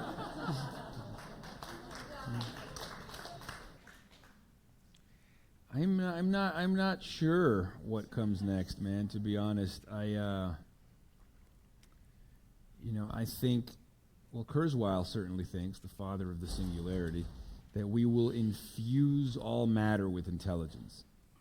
So at that point, right now, the kind of intelligence that we recognize seems to be housed in this amazing 3-pound flesh computer called the brain. But if we could infuse intelligence into everything, then it's, Kurzweil says the universe will wake up. Certainly the beginnings of this, right now, we call it the Internet of Things, is a version of exteriorizing our minds by infusing everyday objects with feedback and with intuition and with artificial intelligence, and creating a world where a lot of the boundaries between ourselves and the world start to disintegrate, because we're increasingly going to live in a world that responds to us and that can predict our needs and that can offer us a drink when we're thirsty. And so when the world starts to have as much agency as a highly advanced version of Siri, it's already going to start to feel like we're living in a world that's like a return to animism, like indigenous cultures would talk to trees and talk to stones, It's going to be digitally mediated animism. The world will sort of come alive, and at some point, when the level and sophistication of the feedback we get from everyday objects, and even in the short term, is of a fidelity that's high enough for us to respond to it, and it responds to us intuitively, we'll stop asking the question of whether it really has consciousness, just like we stop asking that question of each other. Because I don't know if any of you guys are fully conscious, and you don't know if I am. I could just be a zombie that's pretending to be conscious. Same goes for you guys. But at some point, we just suspend disbelief. We just accept the fact that a person is conscious based on the intuition of the feedback loops we get from that person. And so I think that's kind of what will happen. Like, we'll impregnate more and more of the world with mind, is I think that it's kind of where we're heading if you kind of map our technological trajectory. Now, what that means metaphysically is up to the poets and the artists, As a poet, thank you. And yeah, that fits in right with the idea of we are a prisoner to every prisoner we hold in prison, because there has to be a guard for every prisoner. So as we allow the world to be more conscious, then we ourselves will have more consciousness to experience in the world. Thank you. I hope so. Thank you, bro. Hi, I'm Asher. Thank you so much. Your talk man. was amazing. Oh, thanks. Yeah, it's. I love the way you talk about Fermi's paradox, and I'm like really interested about paradoxes. Cool. Like, I made this video in college, and it was about me meditating and like self-actualization and realization of my true self. But the funny thing was, like, I didn't even meditate really back in college, but then now I meditate all the time, and so I realized, like, oh my God, this is like what I was working towards was this like amazing space and time where I could become like, this singular meditation. So I'm wondering, like, how do you grapple with paradox, and like, how do you make sense of that paradox? Like, I oscillate between the two things that are in conflict. You know what I'm saying? Like, it's like, how, for me, it's paradoxical in a way that we feel conscious, and yet we're told by neuroscientists that the self is an illusion. There's kinds of paradoxes that we grapple with every day. We feel, at least young people feel immortal, yet we're told that we are mortal. Like, we live in doubt. Science has done a really good job of explaining the world, but then there's new things that emerge that call into question everything we thought we knew. So we're constantly thrown into situations where we have to live with two seemingly contradictory ideas and somehow live in the presence of both. It's tricky, but we do it. Awesome. Yeah. Thank you so much. Thank you, bro. Actually, that's one of the hallmarks of a mystical experience, is paradoxicality. A feeling that the two seemingly opposing things suddenly fit in a larger model of reality that you're privy to. Yeah. Cheers. Hi, my name is Jade Natanya Ullman. I work for MAPS, Multidisciplinary Association for Psychedelic Studies. So first of all, thank you so You're much. with MAPS? Yes. Rock and roll. Yay, MAPS. Other people in the room who are all here supporting you. Say hi so to Rick. Thankful for what you do.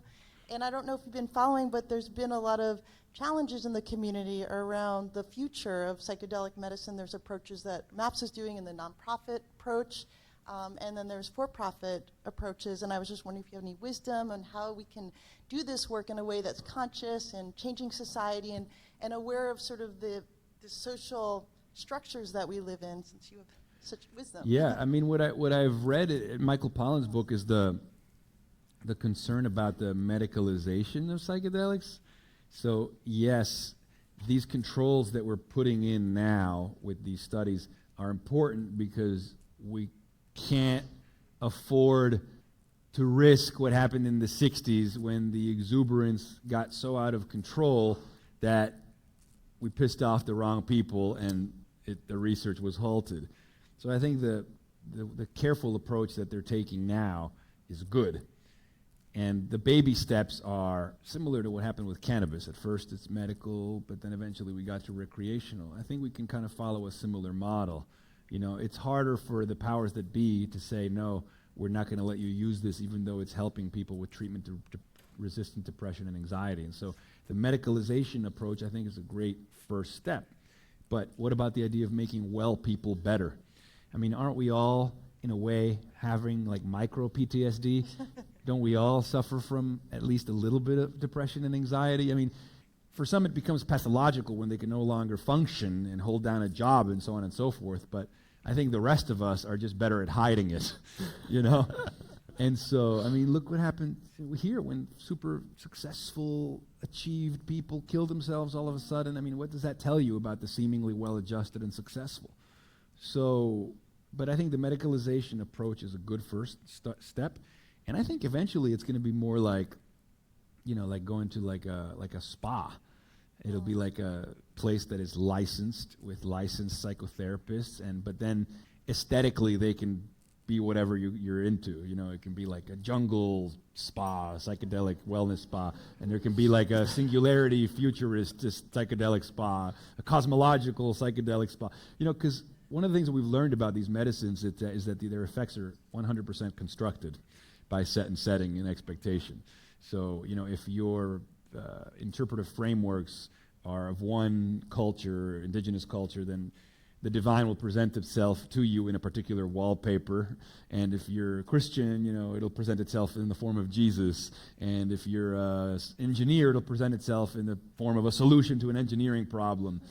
And so I think it'll be maybe the psychedelic spas of the future, which will be like restaurants where you pick your cuisine, you know, but they'll all be regulated, just like restaurant food quality will be regulated, and the cooks will have to be clean and regulated. You know, like, I think maybe that's the answer in the future, you know. Thank you for your support in helping make that happen. Thank you. Yeah, well, it's the mind is ripe for exploration, and so, you know, if we can help alleviate human suffering and learn a little bit more about consciousness and treat these things as tools, then, you know, it's a tool. And if used in the right way, it can solve a problem. And if used in the wrong way, it can be a weapon, right? I mean, a hammer can, you know, be used to put nails down, or it can be used to hit somebody over the head. So it's how you use the tool. You're right there. So first off, thanks for coming down and talking to us. It's been really interesting listening to what you got to say. Hey, man. But what I was thinking is, you were talking earlier about a global project to eliminate human suffering and to exist in the euphoric MDMA state.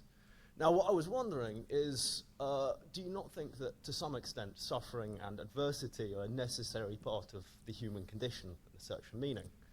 That arguably having things like bliss and euphoria and happiness might not even be possible without the angst and the depression and the suffering to counterpoint that with? That's a fantastic question, and I'm actually inclined to agree with you. I had an insight the other day. My friend, he's super excited because he got a Tesla, and we went to like a road where he could like accelerate a little bit to show me like the pickup it had, and you know, when he would hit it, that initial feeling of acceleration is like a reverse dolly shot in a film. You can liken it to the moment when a character is having a realization where his reality has shifted from one to another. So again, back to your notion of contrasts, The reverse dolly shot in a movie works because you're temporarily disjointed and disoriented as you move, again, from one perspective to another through the eyes of this character. Acceleration takes you from one speed to another. Once you reach a velocity, you don't feel the speed anymore, really. It's only during the acceleration, which is the shift from one to the other. So perhaps you are right. Perhaps ecstasy is more meaningful after having overcome adversity. No doubt, that's why there's the thrill of the chase, and then there's the thrill of attaining what it is you were chasing. And then you have to start again, because once you get what you want, the game is over. So, but maybe these are things that we can build and design into our life projects, whether they happen in the flesh world or in virtual reality. I still think we can eliminate the suffering of illness and the unnecessary suffering of people starving and that kind of suffering. I don't think that that's necessary to give our lives meaning. I think we can maybe inject artificial dramatic suffering, just like a good movie has conflict, but without having to have people dying of cancer or horrendous other painful diseases. All right. Thank you very much, man. Cheers, man.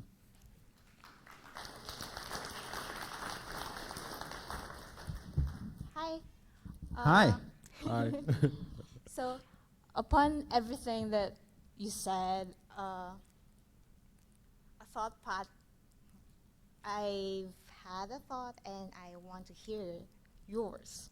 So, upon awe and evolution, I want to ask, what if whenever we feel awe, there's a part of our brain that lights up, and in the happenstance of the virtual reality, then it always gets turned on. Yeah, it always gets turned on. But so what I'm saying is, how would that affect evolution?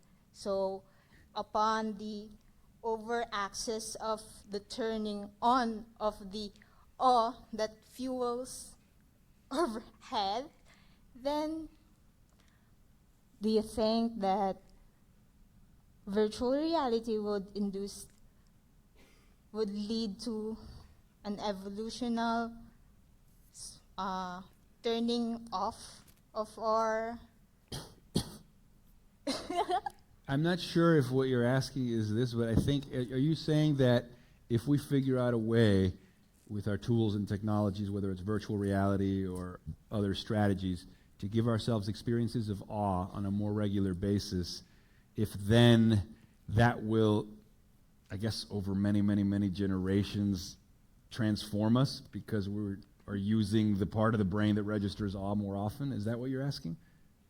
I think it might take a long time before we No, it's not? No, okay, it's well not. then I didn't understand your question. I'm sorry. Okay, so let me explain it first. So upon your thinking process, I've had a thought then, what if the part of our brain that fuels awe will always be turned on, and thus inducing the other parts of our head evolving into a smaller form?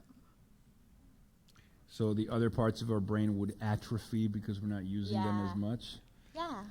I mean, I think it would have to be many, many, many, many generations before our brain showed like some physiological change due to more exposure to awe. But So do you think that I'm not a scientist, so I can't explain that as accurately as I would like. But thank you for your question.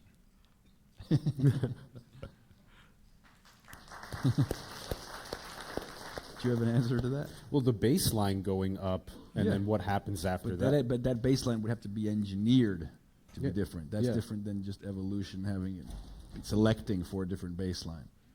You know, David Pierce advocates intervening, like going in there and changing shit. So, anyway. Hi, Jason. Hey. I understand that you're from Venezuela. Yeah. And I wanted to get your opinion on the current state there, how things are going. Ah, great question. Damn. What's your opinion? Mine now. For those that don't know, like Venezuela is collapsing. It's basically a failed state. Inflation is like at 1,000,000% this year. The government is basically a narco state. They've censored all the media. They've arrested all political dissidents. They've rigged the elections. They've turned down humanitarian assistance for the people who are starving and can't get access to medicine. But they wear this banner of fighting for some like Cuban-style socialist dream with no freedom for citizens, of course. And they've basically pillaged and raped the country, the most corrupt government in the history of the country. And so being from there and, you know, seeing firsthand what has happened, I think that we need a bunch of nations to get together and send armies in, bro. Thank you. Yeah.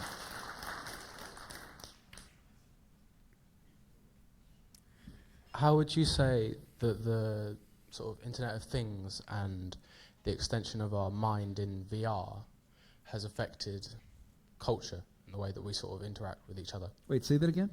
How would you sort of say that the Internet and the extension of our own collective minds into a digital space has actually affected our interactions with one another, not purely on a digital realm? So you're saying that because we spend so much of our time interfacing with screens, how has that affected how we interface with each other? Yeah. I think it can be argued both ways. You know, I think people love to say, oh, we never pay attention to what's in front of us because we're always on our phone, but nobody ever stops to ask if maybe what's on our phone is more interesting than what's in front of us a large amount of the time. You could be onto something that no one else is, You know, for example, yeah. you know, like, I mean, sometimes you are watching an astounding video on YouTube in your uncomfortable commute in the subway in New York in the heat to work, and rather than staring at other miserable, angry folks, you'd rather watch an amazing video to take you out of your head to make the commute a little bit less miserable. And that's an example of like, hell yeah, give me some escape. But maybe other examples is like, you know, you're at a park by yourself, you know, and there's a lovely lady there with her dog by herself, and you don't notice each other because you're both on your phone. Oh well, that sucks too, you know. So it can be argued. It can be argued both ways, man. See, it's hard for me to pick a side because I think it's all contextual. You know, there are some ways. You know, I owe you all being inspired by my work is thanks to this. You know, but the problem with this is also when this comes at the expense of not leaving room for face-to-face moments that are meaningful. Mm-hmm. I think it just puts the responsibility back in our shoulders, I think, to self-curate how we deploy these tools, you know. Mm-hmm. And that's okay for now.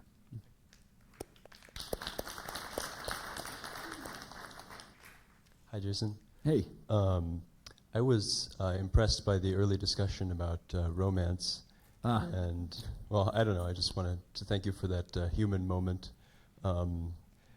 partway through where you were talking about, like, yeah, there's the pain and the agony of it, and sort of part of it is the meaning, and it's all intertwined. But yeah, I mean, even before you ask your question, you say to that, because, you know, this is something that I used to do a lot. I haven't done it as much anymore, and maybe because I've lost my tolerance for pain, but when I've made videos all my life. I really have, you know. Now I make videos of love, and I put some stock footage of generic humans that aren't directly related to me. But I used to basically make those same videos, and then the cutaways were to my girlfriend, you know. And when I was deeply, deeply, deeply in love, that was intertwined with obsessive documentation. I was constantly recording what it was like to be in that intersubjective space. And then I was looking for words to describe that ecstasy. And I would take that footage, and then I would edit it with the most heart-wrenchingly, agonizingly sad and beautiful melody I could find, and lay that underneath, and then review the footage, even from the day before, of me and this girl I was in love with, right? And what was amazing is, within 2 seconds, something that was 24 hours ago was made so poignant.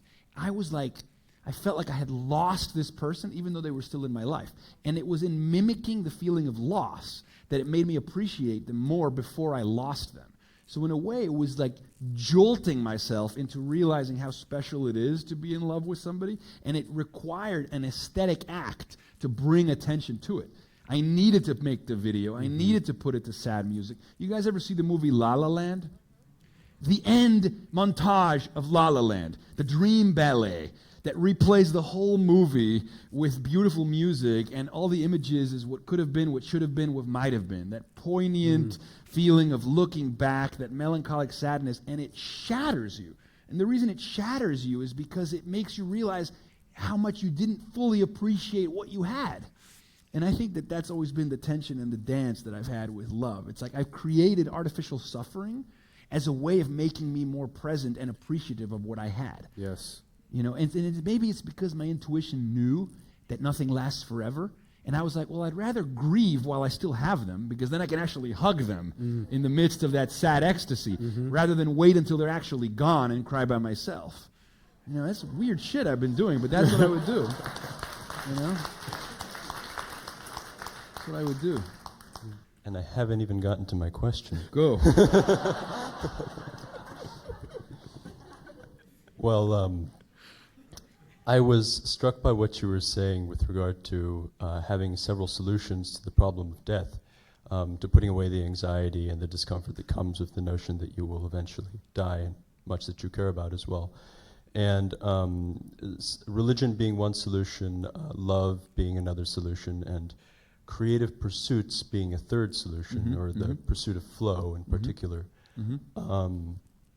And I mean, when you describe flow and you describe creative pursuits and creative states, you use much of the same language that you might use to describe romance, much of the same intensity, much of the same awe.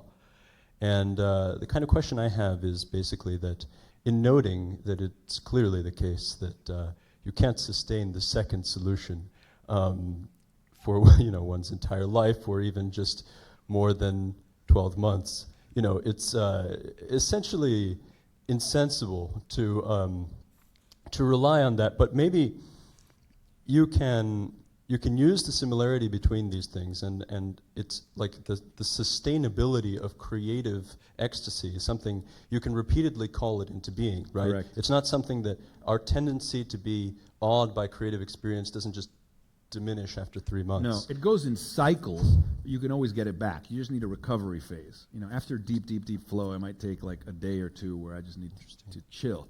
Yeah. But the flow cycles, as long as you follow the rules of the cycle and you pay attention to your biochemistry, potentially, you could have flow until you die.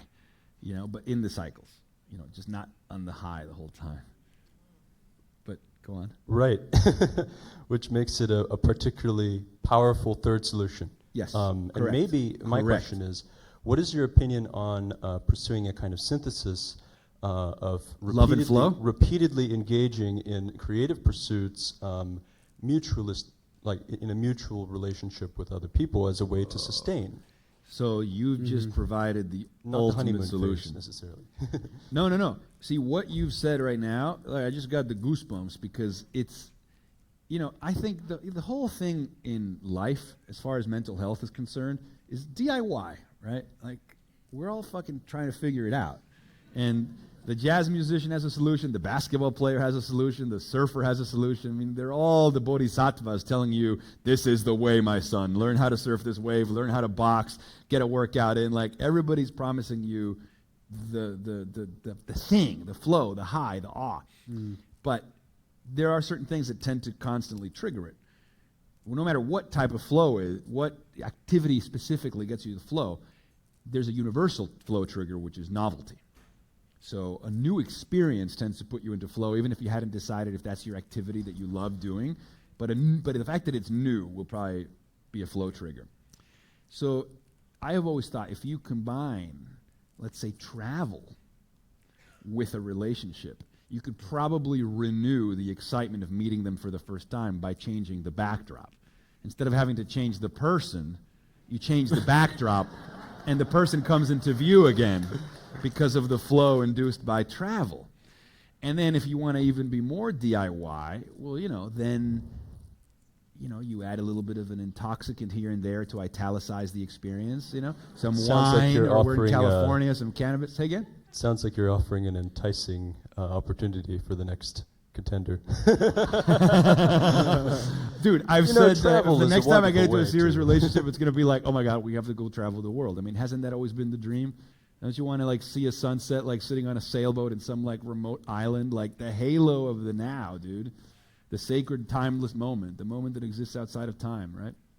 Golden hour veneer. Yeah, dude. Thank you.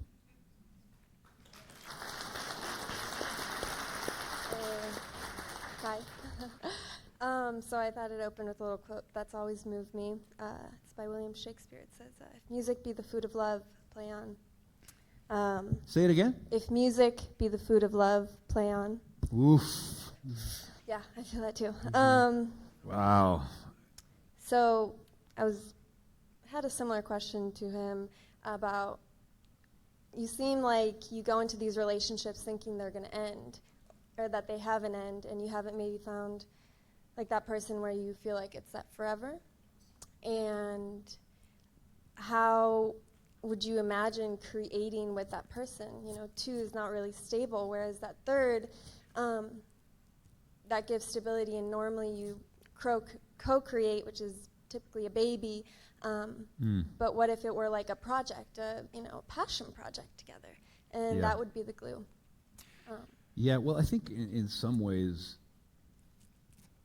I would say that sort of assumption or that relationship with endings and finitude is something that people come to terms with at different times in their lives. Some people maybe don't experience it until they're on their deathbed, and lucky them. They lived in the present the whole time. They never worried that things were going to end until they fully ended. But still, they had a lot of bliss throughout. I think that your expectations and your assumptions about finitude are determined by early childhood experiences, right? Because when you're a child, you live in the Garden of Eden. When you're a child, you live outside of time. That's kind of what's wonderful about the childlike consciousness. And, I remember my mom told me this story that, we lived in Venezuela, so when we would go to the U.S. twice a year, one of the exciting things about going to the U.S. is you go to the toy store. They didn't have toy stores like that in Venezuela, like Toys R Us and shit. and so, but maybe because I learned from a young age that, we only go to the U.S. twice a year, and then therefore we're only there for a short amount of time before we go back to Venezuela. And so there's only a certain amount of days that you can go to the toy store. So I'd go to the toy store, and I used to get anxiety going in because I was so overwhelmed by all the options. And I'd go back to my mom and be like, can we stay here infinite time? Because I already had a relationship with this tension that I couldn't be there indefinitely. And, that clearly stems from something in my childhood. I don't know if it was the early divorce of my parents, or just an acutely sensitive kid that asked too many questions about the way of things. But certainly there was a realization, a shattering of the Garden of Eden early on. And I think it has to do also with feeling unsafe at an early age, right? Because when you're young, you're supposed to be made to feel completely protected, which is the illusion of eternity. Your parents are gods and goddesses. You live outside of time. They're omnipotent, and you live in a gated paradise, that keeps the chaos at bay. But any type of illness at an early age of a parent, or a divorce, or anything that shatters that important illusion to make you a well-adjusted person with low levels of neuroticism, if that is shattered, that's the beginning of pathology. It's the waking up into hell, so to speak. And then you spend the rest of your life trying to recapture that feeling of feeling safe and feeling held and feeling protected. And it's like, what drug, what trip, what person, what piece of art can return me to that feeling? So it's like, I wouldn't be who I am and done the work that I have done, I guess, if things would have been different. But it's also meant a lot of trials and tribulations along the way, Gracias. Y también hablo español, entonces. Qué maravilla. Pienso que el acceso al flow viene diferente cuando uno habla en el idioma principio. That's also true. She's saying that flow is easier in your native tongue. Y también tengo varias preguntas, pero todavía hay mucha gente. Estoy curiosa si has tomado la experiencia de ayahuasca en ceremonia. I have. They heard ayahuasca, they got excited. I'm going to try to answer that. The short answer is I have not drank ayahuasca. I know that it's become very trendy as of late. Carl Jung has a great line about entheogenics, and which is why I think that the highly controlled way in which they're doing it in these trials with psilocybin and stuff are the way to go. He says, beware of unearned wisdom. Okay? And Jordan Peterson quoted Carl Jung when asked the same question.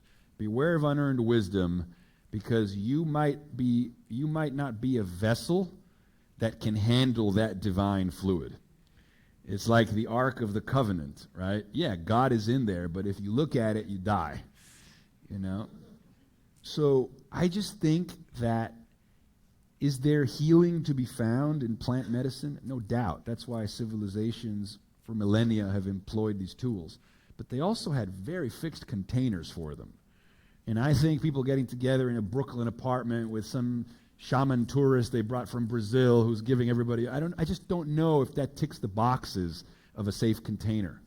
And I worry about the irresponsible use, because I think in the desire to heal trauma, these medicines can also cause trauma. And so even though I'm pro-research 100%, I am not pro-casual when it comes to this stuff. Gracias.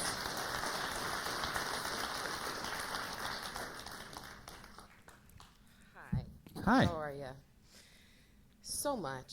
Thank you. I kind of don't even know where to begin. Oh, good. But I guess in the interest of keeping it short and focusing on suffrage and coming well-rounded with plant medicine, discussing ayahuasca, relationship to self, intrinsic behavior, how your body responds, what's going on from the outside, speaking about Michael Pollan, and food and the interest of AI and what the goal is. I mean, they're looking at AI now for treatment for pain, because we're not understanding where pain is actually coming from. But we understand that if we're in AI or if we're in psychedelics, then we're going to be developing neural pathways, we're going to be training our body, we're going to be creating this delicious response, hence through structure and guidance, that we can find some tangible traction to ease the suffrage, hence suffrage. I'm a huge plant-based person, and I'm very interested in the human relationship to toxin development, calcification of the pineal gland, the lack of acknowledgement to the psoas muscle, which is our intrinsic response to fright and flight and terror. So if the glass is going to fall, my psoas is telling me first, catch the glass. But nobody's paying attention to the psoas muscle, and it continues to go away.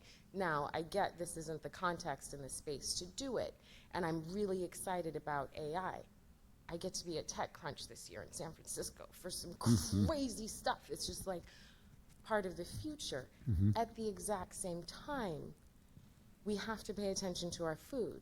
We have to pay attention to what is causing our system to sleep and to be quiet, to meet the need of AI. Yeah. When our body is in suffrage, when we eat the food that we are given to eat, the first place of suffrage we have is asphyxiation. You like movies, I get it. Forgive me because I'm on the mic. They have the goblet. You take the cyanide. No, you take the cyanide. No, who's going to die first? Oh, guess what? We both have it. I've just been building up my body's protection to this.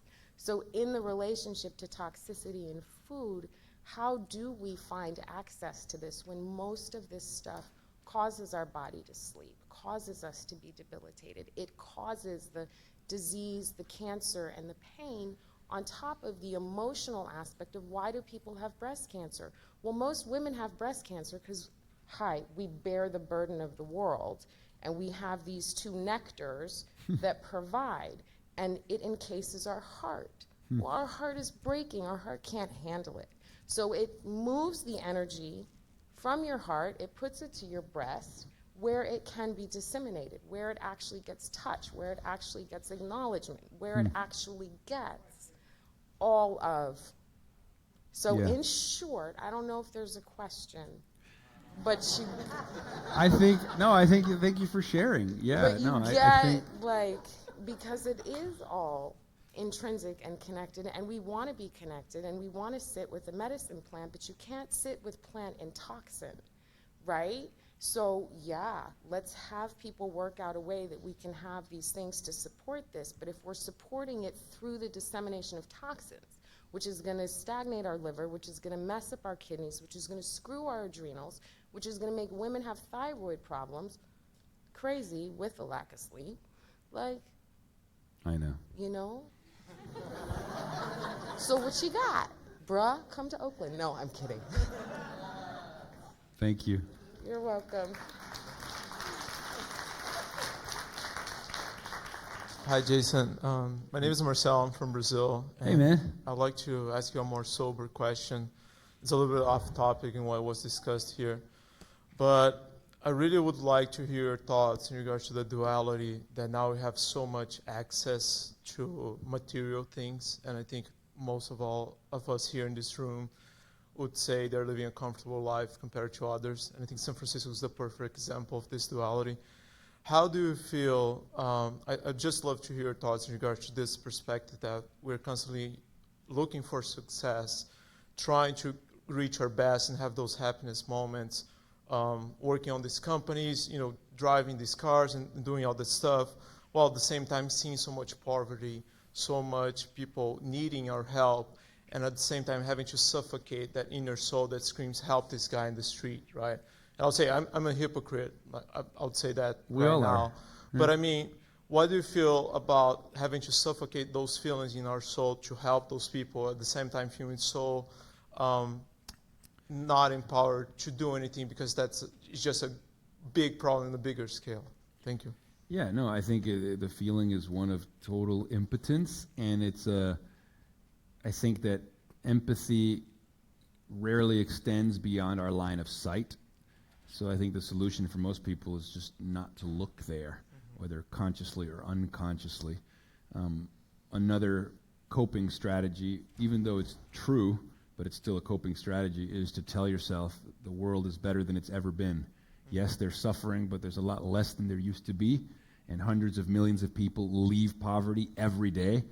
It's just maybe not happening at the rate in America, but certainly in Southeast Asia and other places, people are leaving poverty at a rapid rate. It's just we don't live there, we don't see it. But all in all, human progress is astounding by every measurable indicator. So, you know, you walk down the street, you see a homeless person, you're like, how is it possible? This is so horrible, this is so sad. You feel impotent. Maybe you tell yourself that. Like, overall, things are getting better. Certainly doesn't help that person, but it helps you to feel less guilty when you continue to walk and do your thing. I think that's what people do, right? What else can they do? Unless you're going to say that you can help that one person, but then what about the 150 million that you're not helping? So, I mean, I suffer the same way with this as you. And every time I see a person that doesn't seem well, it feels like all of my concerns and ambitions and goals are called into question and seem meaningless, and you feel like a hypocrite. I mean, I share with you that sensation, and I don't really have a solution. You know, I mean, I don't. I struggle with that daily. Yeah, I'm just saying that there's a. We have to wrap Q&A up. Okay. Yeah, we got to wrap Q&A up. Thank you. Thank you. Thank you, everybody. Thanks, guys. Thank you.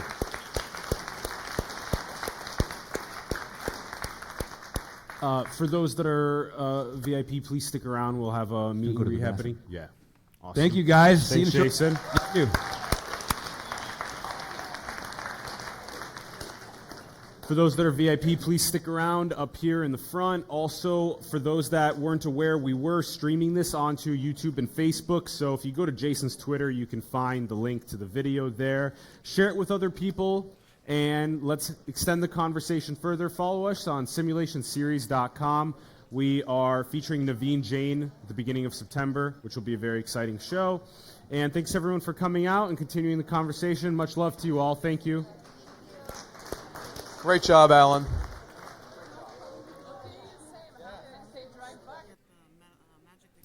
Yeah, yeah. So, do you want to hang out? Yeah, hang out. Cool. Go hang out. Yeah, yeah. Cool, cool. Yeah, we will. Yeah, yeah, we will. Good job. That was a good high five. That was a really good high five. Yeah.